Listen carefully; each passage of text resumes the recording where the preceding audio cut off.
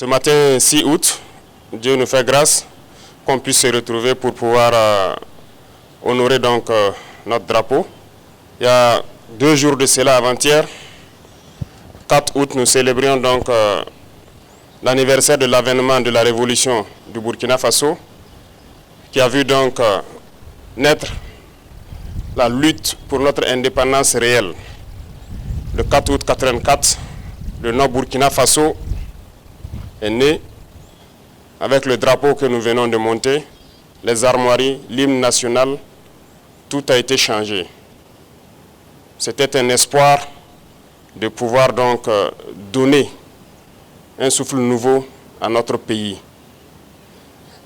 C'était bien sûr à la veille du 5 août qui consacre donc la proclamation de l'indépendance qui nous a été donnée donc en 1960. Alors je souhaite que nous puissions travailler et faire en sorte que l'année prochaine, à cette même célébration, que nous soyons en train de consolider l'indépendance réelle que nous sommes en train de nous battre aujourd'hui pour acquérir. Que chacun s'y mette, parce que l'indépendance ne se donne pas, ça s'arrache. Et c'est cette lutte que nous sommes en train de mener actuellement. Depuis quelques semaines, je dirais de cela, il y a des rumeurs de tentatives de déstabilisation de notre pays. Et je pense que certaines presses et la place ont aussi relaté certains faits. Alors, en tant que travailleur de la présidence, c'est un devoir de pouvoir vous donner l'information juste et que vous puissiez aussi informer d'autres personnes en retour. Et surtout pour votre gouvernement et votre sérénité dans le travail. En effet, depuis très longtemps, nous suivons effectivement une cellule dans un pays voisin qui est dirigée par des services de renseignement occidentaux, dirigés principalement contre notre pays. Et les opérations devraient principalement commencer en fin mai. Ça devait consister donc à une guerre de communication intense contre notre pays, ce que vous avez suivi. En plus de cela, il devait y avoir donc une guerre informatique également. Nos systèmes informatiques devraient être attaqués pour créer un blackout. En plus de ça, il y a une guerre économique souple et passive, qui ne dit pas son nom, que nous avons aussi su contenir. Plusieurs projets d'attaque de points sensibles ont été planifiés. L'autre phase, c'était donc des assassinats ciblés qui ont été aussi planifiés. Et ensuite, les attaques de masse devraient avoir lieu donc au sein des FDS, mais surtout des attaques lâches qui devraient avoir lieu dans les villes et qui avaient pour cible principale donc les agents de la veille citoyenne que vous connaissez sous le nom de Waïa. Donc nous avons suivi effectivement le déroulement de leur plan et l'assaut final devrait donc avoir lieu à travers un recrutement, si je peux dire ainsi, d'agents à l'intérieur donc de nos rangs. Donc de la guerre de communication jusqu'à tout ce que j'ai cité, nous avons essayé de contenir la situation. Certaines personnes ont été arrêtées dans cette subversion.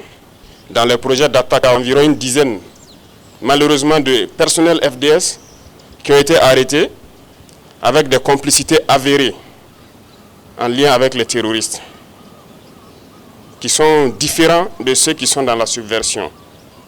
Donc ces personnels étaient en lien avec les terroristes, les donnaient les informations nécessaires pour mener des attaques. C'est malheureux que ce soit des Burkinabés et encore des personnels de FDS, mais c'est le cas. En plus de ça, certains médias aussi ont relaté le fait que certains éléments des BIR ont été contactés. C'est vrai. Vous savez que les BIR sont le fer de lance de la lutte que nous menons actuellement. Tous ceux qui ont été approchés nous ont rendu compte et nous suivons la situation. C'est malheureux de vouloir rester à l'extérieur et de manipuler des soldats à l'intérieur pour faire ce que vous voulez. C'est insulter l'intelligence de nos soldats et tout le monde l'a compris. Je pense que ces officiers qui manipulent sont tous à l'extérieur et ils continuent de leur travail depuis l'extérieur.